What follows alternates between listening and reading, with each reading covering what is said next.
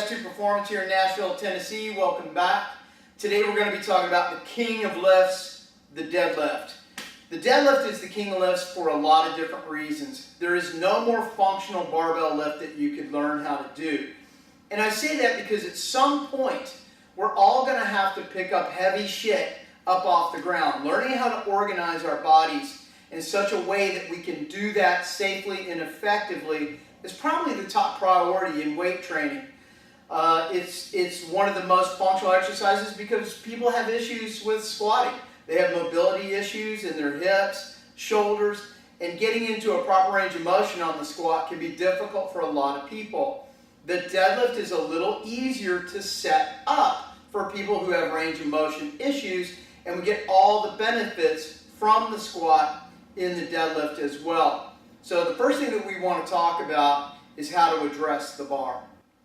Okay guys, before we get into any physical technique, I want to talk a little bit about the mental side of this lift.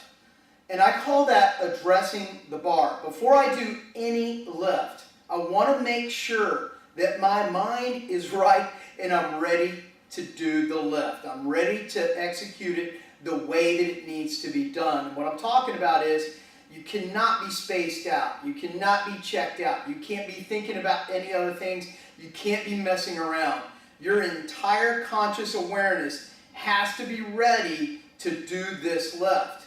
And one of the things that will help you get there is the way you set this lift up. And I think about it a lot like the Japanese tea ceremony, or even the way a basketball player would approach a foul shot. They have a certain practice, a certain mental sequence that they will do every single time. And they will replicate that before they shoot that foul shot.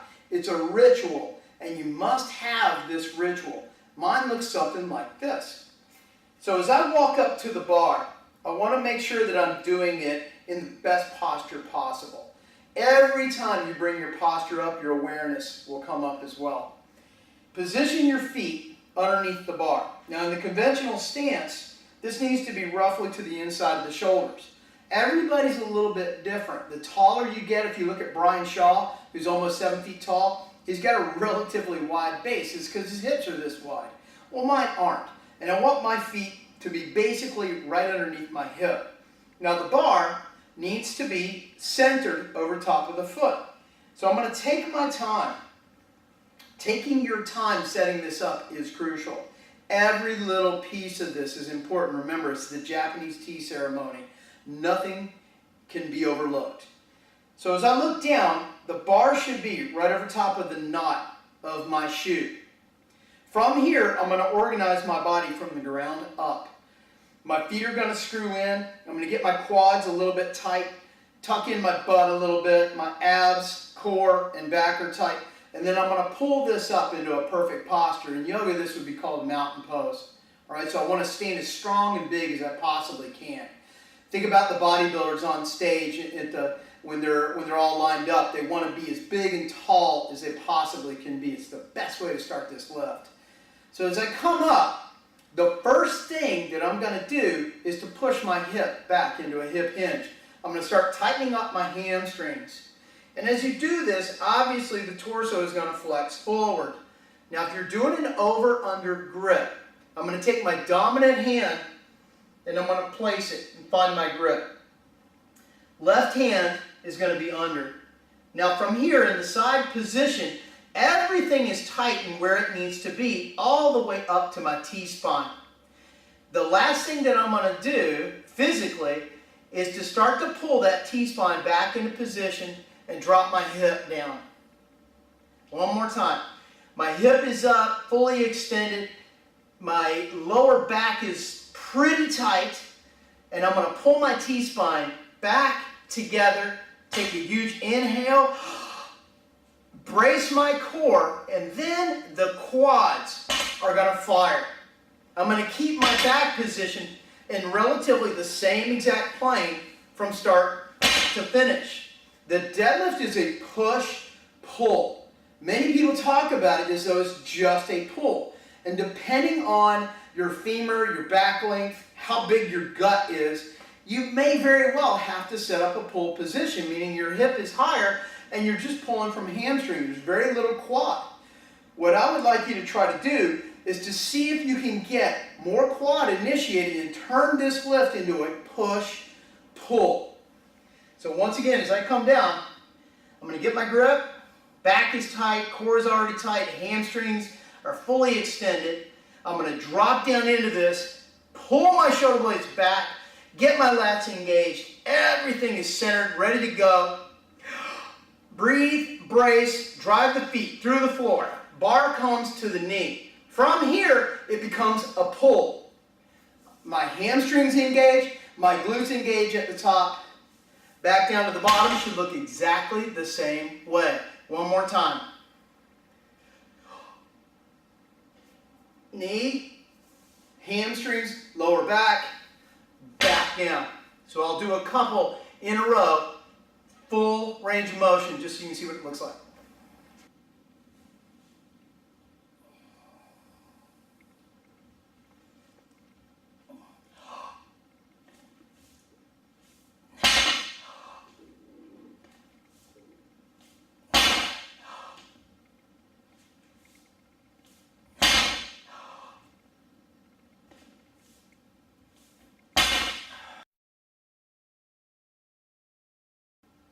Okay guys, now let's talk about the sumo deadlift. The sumo deadlift in many ways is the most functional exercise that you can do, and here's why. It is in human nature to do a certain sequence of events before you pick up a heavy object off the ground. Most people will walk up to that object and get as close to it as they can.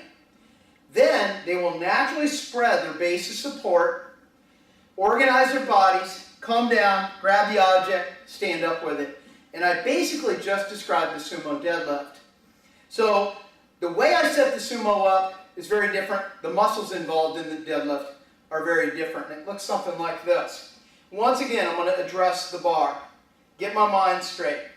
I've got my setup. Now for me, I position my shin a little bit behind the center of the foot. You can get a little closer to the bar in the sumo. My shin is going to be somewhere between the ring and the smooth meets gnarly. I'm going to get both my shins in alignment. My toes are pointed about 20-25 degrees. This is not a plie, and I can't abduct my knees the way I need to if my feet are out too wide.